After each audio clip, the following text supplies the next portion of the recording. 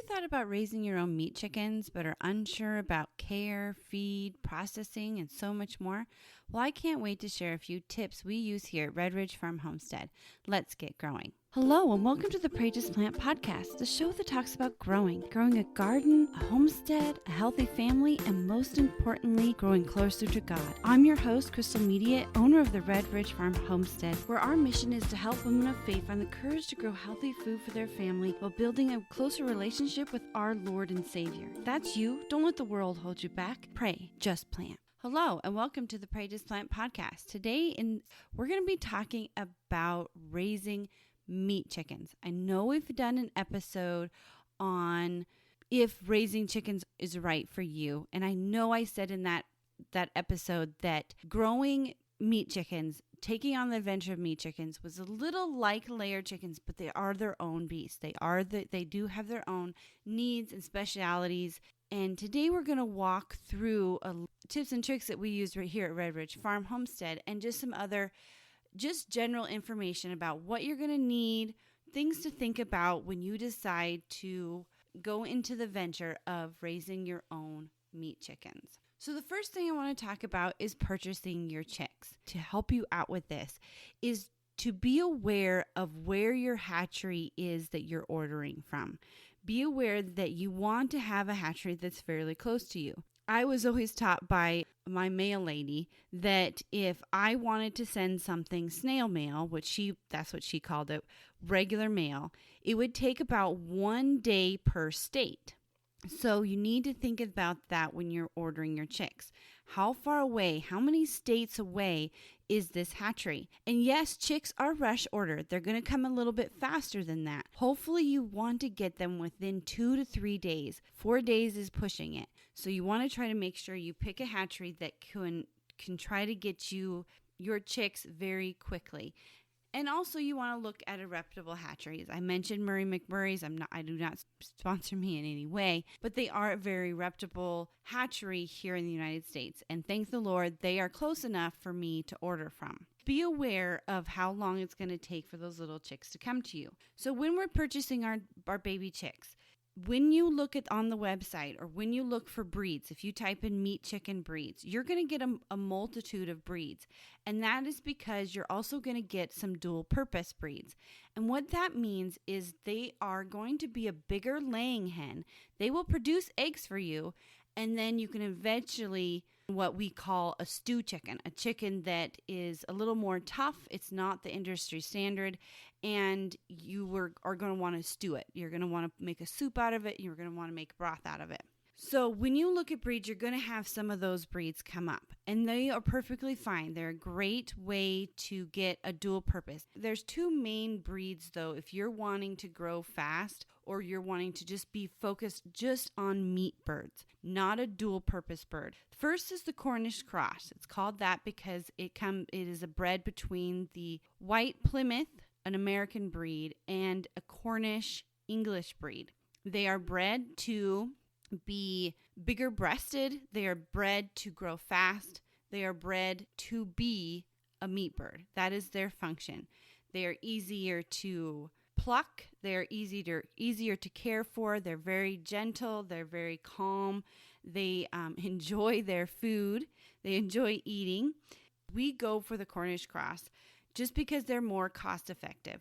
And what I mean by cost effective is when you do something, you need to be thinking of, yes, money, but you also need to be thinking of time and feed and also your area, how much room you have to grow these said chickens. I personally, here at Red Ridge Farm, we put our chickens out on grass and we need to have a certain amount of land, a certain amount of area. Your yard could be even big enough to raise these chickens for a certain amount of time. So Cornish cross can mature within 8 to 12 weeks.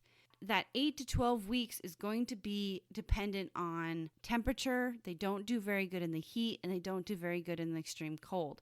But the other breed, and I don't want to put this other breed, it is still a very good breed, but just for us, it just wasn't as cost effective because we raised both. And the only thing bothered us with it is we just have a system here. We raise so many other animals. Our growing season is also very short that it was really hard to do big red broilers because, and the only thing against them is that they take 12 plus weeks. So that means another 4 weeks of feeding, another 4 weeks of purchasing feed, another 4 weeks of moving the house every single day. We move twice a day. So that's just, it's too much for our family to extend it that 4 weeks when we can actually be doing a whole nother batch of Cornish cross in those 4 weeks instead of only doing a single batch in that time. Another downside of them is they're more of a heritage bird, so they're going to be more of that dual purpose bird. So they're going to be a little harder to butcher, and they're just not going to grow as quickly. Now, if that is the situation that you want to handle, if that is what you having 12 weeks of your time, then these birds are great for you. And if you really want to support that more heritage, more traditional type of meat birds, then I truly believe that you should go with the big red broilers. They are great. So let's talk about feeding these chickens. Now, as chicks, you're going to want to feed them unmedicated chick crumble. They can be treated just like layer chicks in the first couple weeks. So this unmedicated chick crumble, I usually buy one bag, and then that once the bag is done or almost done, I then switch them over to their next feed, which is a meat grower feed. You want to look for a feed that has at least a protein of 20 to 22%. This is going to help you build muscle. And remember, muscle is going to be meat. And when you do the switch, you want to make sure that you're mixing for at least a couple days. You're mixing the two different grains together. That's a little extra tip about feed. And the big thing about the word unmedicated is you have to remember that these animals, you chose them to be a part of you, to be a part of your family. You are going to consume them. So you need to think about when you're looking at feed and you're looking at crumble or anything you're choosing to purchase to feed your animals, you need to think that feed is essentially your feed. So are you willing to eat it? I know it sounds kind of corny that way, but that's life. Everything your animal eats that you eat, you actually eat it. Everything that you put on your fruits and vegetables when you grow them, everything a producer puts on the fruits and vegetables to grow them, you eat it. So you just have to be thinking about you have a reason that you are raising these meat chickens for yourself. One of those reasons is to provide healthy food for your family. So let's talk about the care of these birds for the first from day 1 to about 3 to 4 weeks old. And the reason I'm going to break these apart is because usually the first 3 to 4 weeks is the same as a layer chicken. You're going to need a brooder. You're going to need a chick waterer. You're going to need chick crumble. You're going to need all the things that you would need to raise any type of baby chick. And in the brooder, you want to make sure that it is warm enough. So you're going to want to remember, these baby chicks have just been mailed from wherever they came from, and they're going to be fragile when they get to you. So you want to make sure you have your brooder all ready to go at least 90 degrees underneath that heat lamp. You want to also have enough room so that when they start learning to adjust to the temperature, they can figure out that they can move away from the lamp to cool off. You need to provide enough room in your brooder for them to do that. And that's usually about 25 square feet should do about 100 baby chicks. Now, you don't need that size. That's just a number that you can use to really calculate how big of a brooder you should have.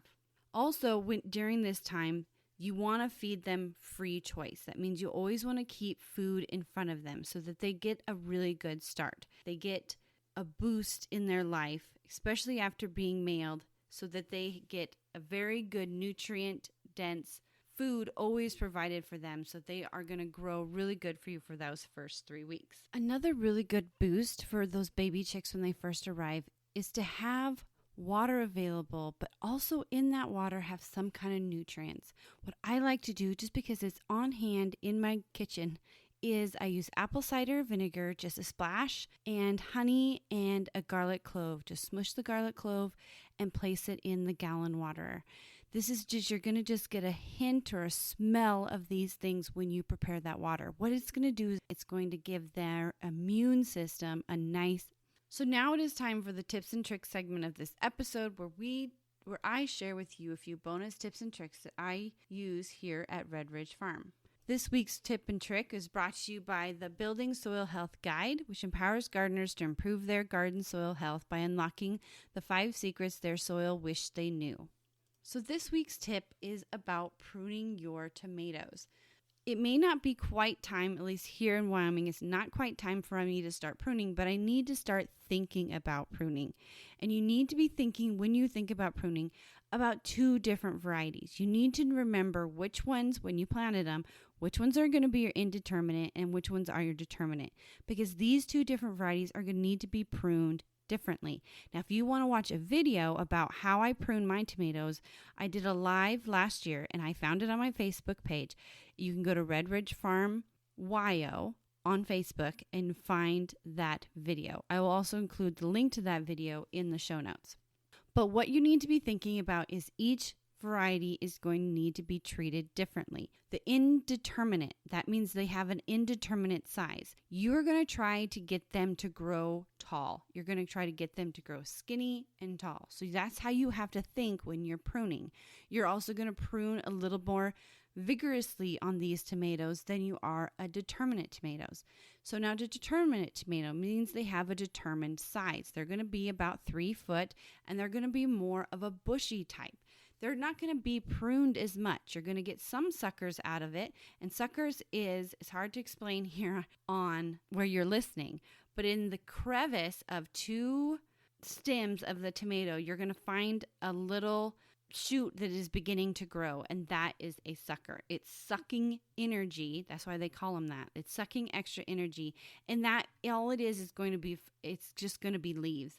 So it's sucking energy from the fruit that your plant is going to be trying to provide for you. So that's why we prune, is so that we can really concentrate on giving all the energy that the plant is producing and put it into fruit instead of just leaves.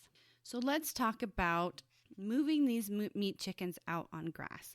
So we've talked about the care from the day that you got them to 3 to 4 weeks. And the reason I say 3 to 4 weeks is because that is when you need to be starting to move them out on grass. What you need to be thinking is you can't really say, I'm moving them out at 3 weeks, I'm moving them out at 4 weeks. You have to look at the weather. Baby chicks, especially at this age, at 3 weeks old, they're going to be able to handle a couple nights of 32 degrees, but they're not going to be able to handle several nights of 32 degrees, like maybe every other night below 32 degrees.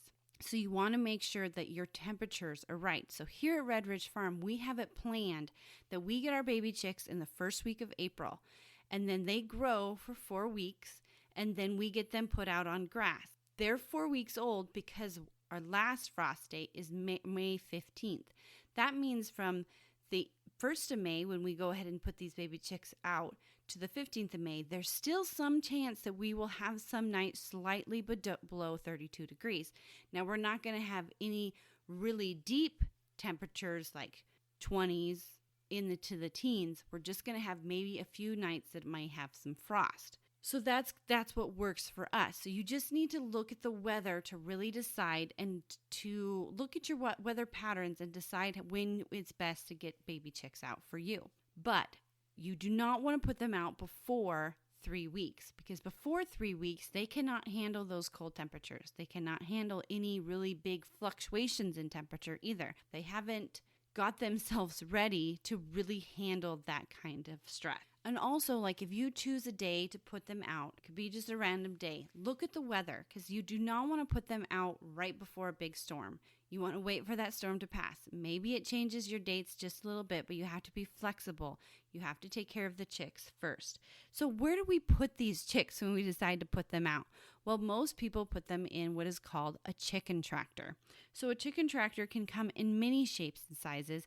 In fact, you wouldn't believe it, but the first chicken tractor I had was one shape, and the second chicken tractor I currently use is an old truck topper. So you can really come out of the woods with the ideas for a chicken tractor.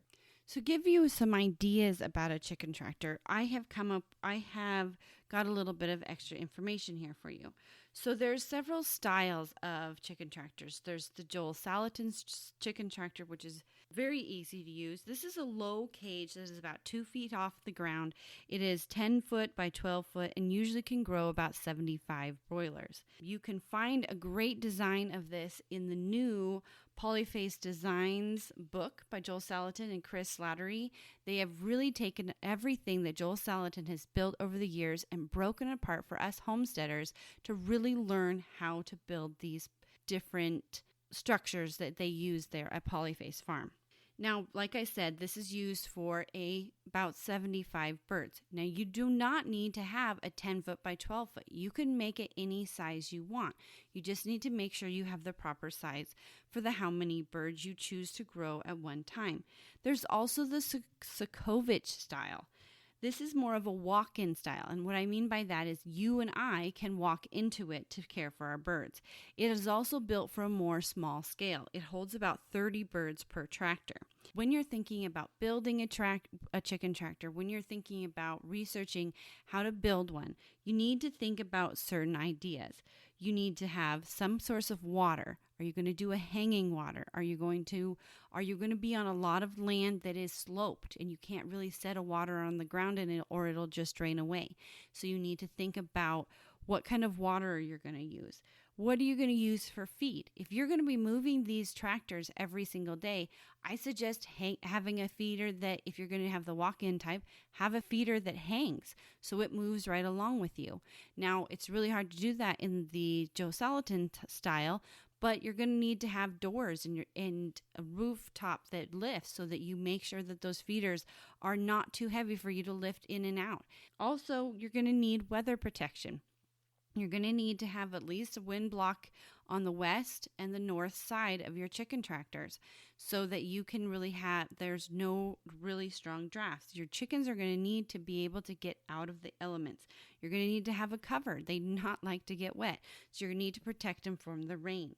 Also, movability. Joel Salatin said it himself. He said, I do not really want to make parameters about how you need to make your chicken tractor, except for one thing. You want to make them light.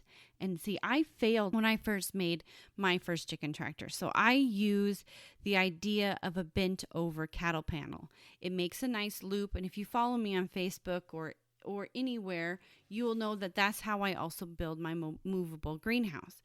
So we built a wooden frame on the bottom. We bent over these cattle panels and made a nice arch. We built a nice frame on the back and a nice frame on the front. It was pretty much one of my movable greenhouses, but with a little more meat. Well, that little more meat was a lot of meat because then we had to put on wire because here in Wyoming, we have lots of predators.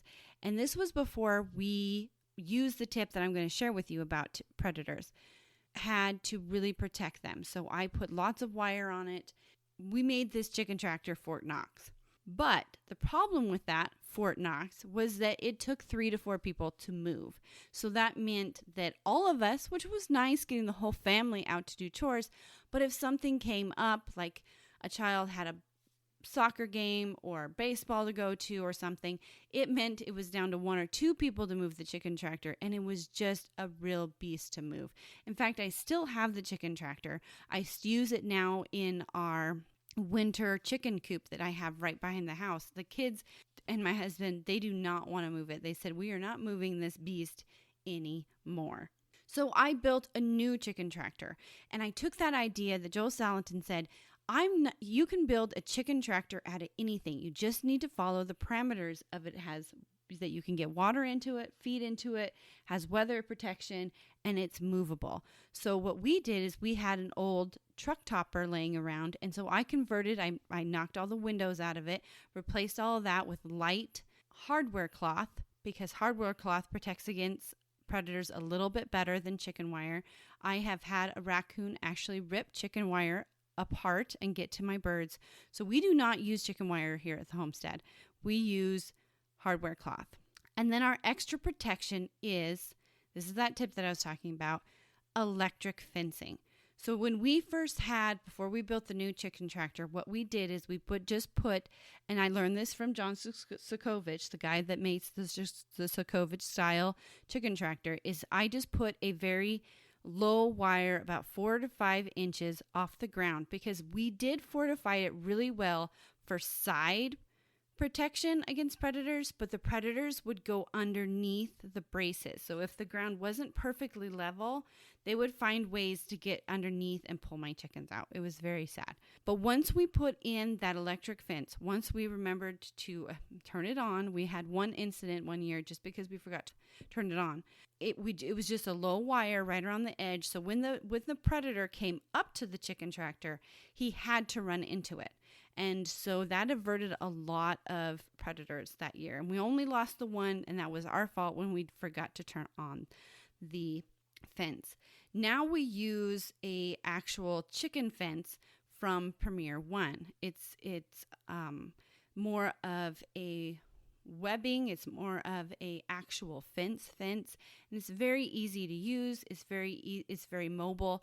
We can just pull the stakes out, move the stakes, put up the new fence, move the chicken tractor in. Like I said, we move our chickens twice a day. With this new system of the bigger fence, the fence only has to be moved like every 3 days, and then the chicken tractor inside gets moved every night and every morning. So that means that we have plenty of room in there, and we get to save a little time on our chores, but our birds are protected.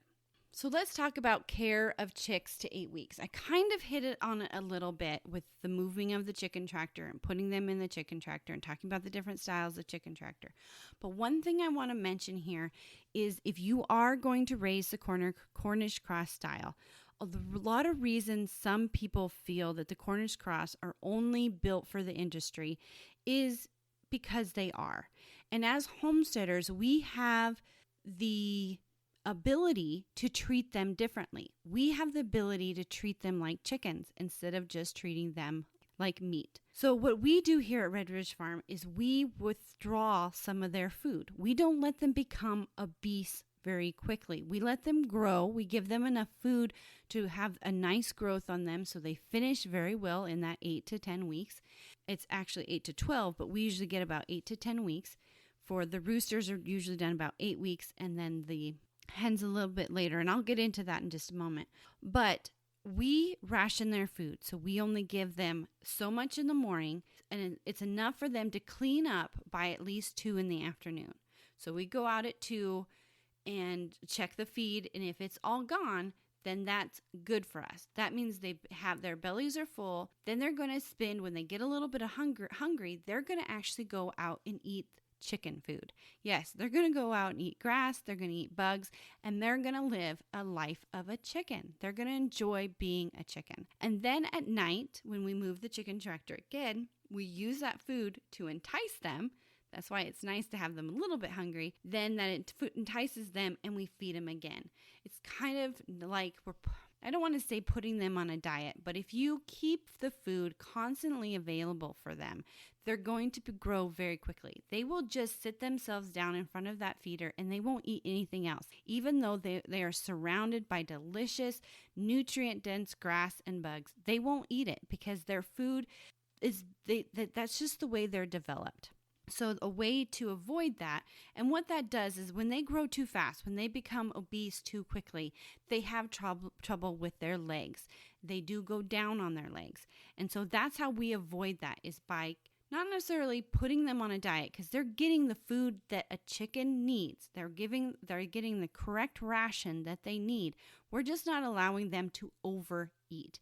But if they do choose to overeat, they eat good things for them. It's kind of like they're eating their salad. So now it is time for the Growing with God segment of this episode, where we talk about building our relationship with our Lord and Savior. So the verse for this week is, "And whether the land is rich or poor, or whether there are trees in it or not, be of good courage and bring some of the fruit of the land."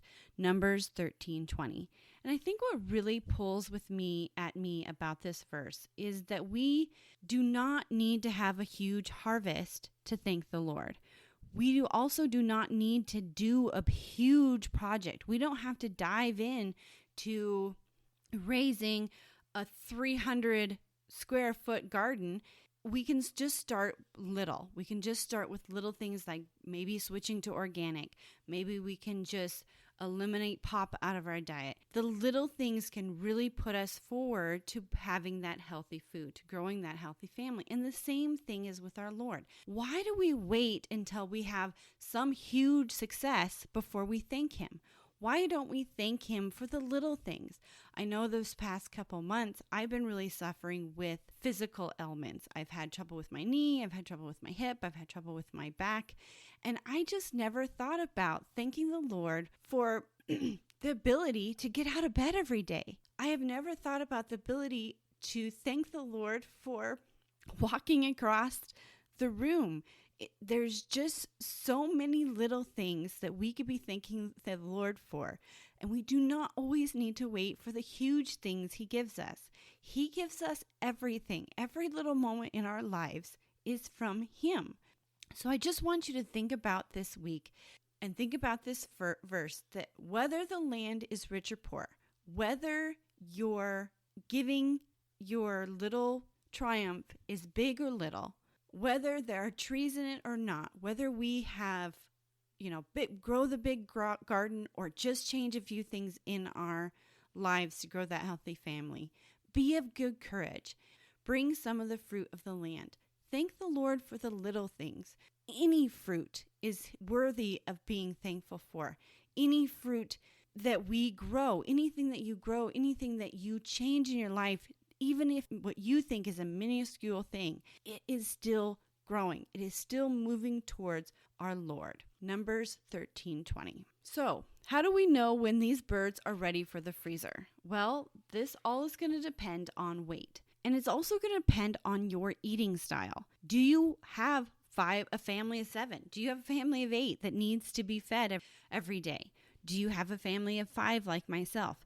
That is going to show you what size of bird that you want to butcher. When you go to the grocery store and you see the little Cornish roasting hens and then you see the larger broiler hens, the only difference between those is that one was harvested when they were a little younger. Other one was harvested when they were a little bigger and had grown a little bit more. So that's what you need to have to decide. We choose to go for 8 to 10 weeks. That gives us, and we look for a 10-pound rooster and 8-pound hen, because that gives us a 5 to 6-pound bird on the table for a whole bird. And that is enough for our family and have a little bit of leftovers. You also want to look at development. So what I like to do, this is going to be hard to describe, but if you can picture a bird and you're kind of coming up from behind him and you go forward and you reach around and grab his breasts. I know that sounds kind of weird, but you grab his breasts and are they full? Do they fill your hands? If they do, then those birds are going to be ready for you to harvest. They're going to be ready for your freezer. So how do you put them in your freezer? And well, I can't go through that here, but what I can do is, because right now you're thinking about growing chickens. Right now I'm giving you some tips and tricks before you get started. So what do you need in this process? You are going to need several tools that are very uncommon. One thing that we use here to make the end of life process very humane and very gentle for the chicken is we use slaughter cones. This hangs the chicken, this is going to be descriptive, but this hangs the chicken upside down, it puts it to sleep, and then we end its life. It is already asleep when it happens. There's no traumaticness to it, and that really helps us out. We also help that out with having a sharp knife. Then you're going to need a scalder. You're going to need something, and a scalder is just a large pot of really hot water that will help loosen the feathers so that plucking can be easier. Now, if you're going to be doing one batch, you can easily hand pluck. You do not need to go out and buy a $1,000, $3,000 plucker. If you are thinking about doing this for a very long time, doing maybe a couple batches up to maybe 100, then yes, it would be probably beneficial to eventually invest in that. But it also depends on how much help you're going to have. My kids have gotten very good at plucking chickens, and so that's just what we do. We hand pluck here. So for that, you're also going to need a heat source, large pot water for scalding. Then you may invest in a plucker, or you can pluck by hand. You're also going to need a table for eviscerating. I know that word is very blunt, but what it means is removing anything you don't want to eat. And so usually that's my job. And then you want trash tubs, so anything you don't want to eat can be thrown in the trash tubs. And then you're going to need either shrink bags, was what we use. They look just like the grocery store bags to do our whole chickens with. And for our piece chickens, and that means we cut the birds up into pieces. So we have the wings, the thighs, the legs, all in different pieces. We use freezer bags, like Gladlock freezer bags, freezer paper, and freezer tape. So now let's talk about, you have these birds in the freezer, or you're thinking about to put these birds in the freezer. Do you piece or do you keep them whole? And I think the answer to that is, how do you know how to cook a chicken? One thing that I really had to learn here at Red Ridge Farm before we even started doing our own chickens is I had to learn how to cook with the mentality of a whole chicken. I couldn't look at just having the breasts and just having the thighs. I needed to have recipes for the whole chicken. So one thing I did, and you could do this right now, even if you know that maybe meat chickens are not in your future this year, what you can do is you can start teaching yourself how to cook with the whole chicken in mind. What I did is, we were a family that ate breasts. So when I bought chicken, we bought chicken breasts. That's all we did. So I made myself go out of my comfort zone. I would buy a package of thighs that month, and I'd learn how to cook those along with my breasts. The next month, I'd get my breasts and a package of legs. I'd learn how to cook those. And then the next month, I'd get my breasts and a package of wings, and I'd learn how to cook those, and I'd get some recipes found, find out what my family wanted. Then I would buy a couple whole chickens and learn how to make a roast chicken. And then I learned how to take that roast chicken and turn it into other meals. Like, I like to take a roast chicken. We have that for a Sunday supper. And then maybe on Tuesday or Wednesday, I'll take some of the leftover meat and make chicken pot pie, or I'll make chicken and biscuits. And you can find all those recipes on the website. But then I needed to learn to go beyond that. What do I need? What do I do with the bones and the leftover meat that's just too small to use? Well, I can use that, or the parts of the chicken that we don't really like to eat. We're not a wing eater. I've tried so many times, so many recipes, only when my kids will eat, and only one kid will eat, well, and my husband too, will eat hot wings, the buffalo hot wings, but nobody else will eat them. So a lot of the wings weren't being utilized. That's when we started making our own broth so that we could utilize that. That's another recipe you can use from the leftover meat from a roast chicken. You can make chicken noodle soup. Well, you've also made your own broth as well. So you just need to learn how to, and you can do this anytime, way before you even have the chickens. Learn to think beyond the harvest. How are you going to take that chicken that has given you its greatest life and put it on your table? What kind of recipes are you going to use? Think of those kind of things, because you are now going to be faced with a whole chicken, not just one part that maybe everyone in the family likes. And that's just something we did here at Red Ridge Farm. So let's do a quick recap. When you're feeding your baby chicks, when you first get them in, remember, when you're picking your hatchery, pick something close to you. Look at how many states it is away. Figure out how many days it may take to get to you. Go for either the Cornish cross or the big red broiler. That is a decision you and your family need to make. Next, with your feed, you want to make sure you give them unmedicated chick crumble. Remember, what they eat is what you eat. Also, you're going to have to switch them to a grower. The grower, you want to make sure that it has 20 to 22%. And really look at that food. Care of chicks from 1 to 3 weeks to 4 weeks. They're going to be just like a layer chick. They're going to need a brooder. They're going to need a warm place to be. They're going to need a heat lamp. They're going to need enough room to get away from the heat lamp so that they can cool off if they needed to. They're going to need a waterer, a feeder. They're going to need shavings to keep their bedding nice and clean. And they're going to need this brooder to be in a draft-free place.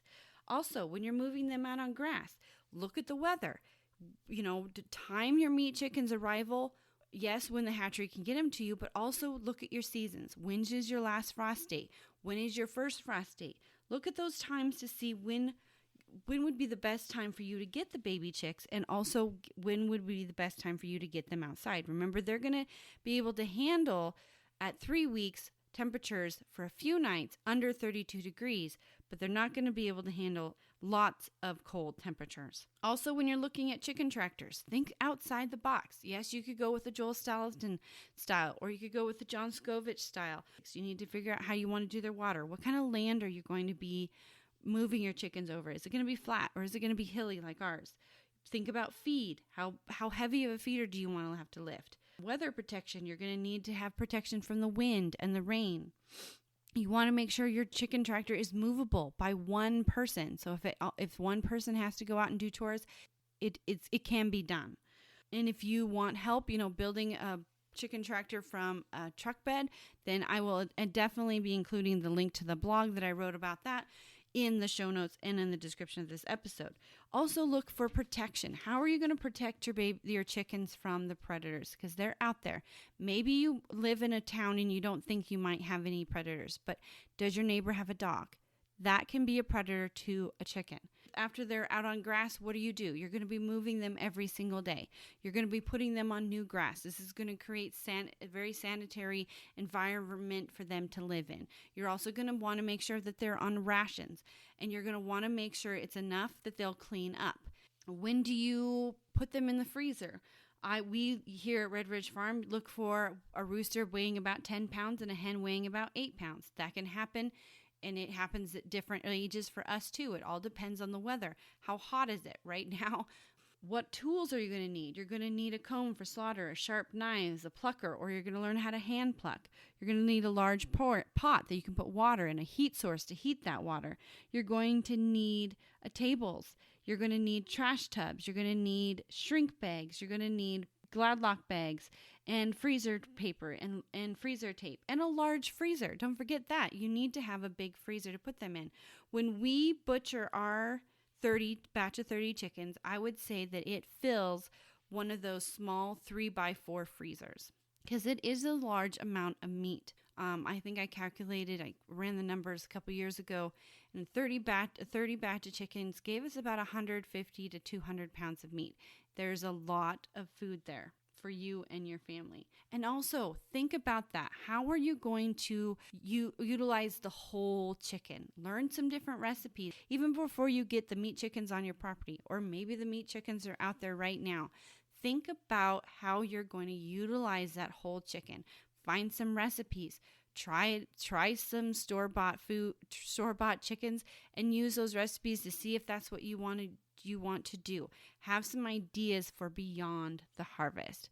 So I want to thank you guys for joining me today. If this is your first time joining us, I want to thank you for becoming part of the Red Ridge Farm community of fellow growers.